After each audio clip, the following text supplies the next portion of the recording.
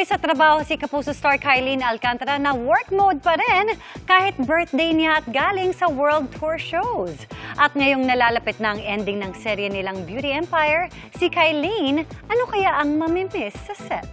Makichika kay Nelson Canlas. Fresh from Sparkle World Tour shows sa Calgary, Ottawa, North York at Toronto sa Canada, Kylene Alcantara is back to her regular grind. At kahit birthday niya, work mode pa rin ang Kapuso star. Hindi po ako yung tipo na ganun tao. And imbes na i-gastos ko yung pera ko sa birthday celebration, sa kuryente na lang. At tubig, ganyan, sa bahay, sa pamilya, sa tuition, ganyan na lang ho.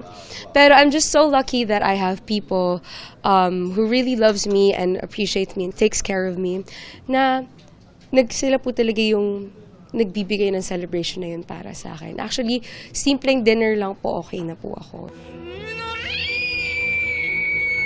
Ready to say goodbye na rin daw si Kylene sa kanyang role sa GMA Creation Studios at View Philippines collab na Beauty Empire. Tapos na ang kanilang taping sa serye pero mapapanood pa rin ito ng ilang linggo. Siyempre malungkot po, pero for sure I will miss Shari as a character. Pero mamimiss ko rin naman po siyempre yung samahan naming buong cast doon. Pero for sure, hindi naman doon magtatapos ang aming relationship, especially with Barbie and I. Tuloy-tuloy pa rin naman ang aming chikahan, chismisan.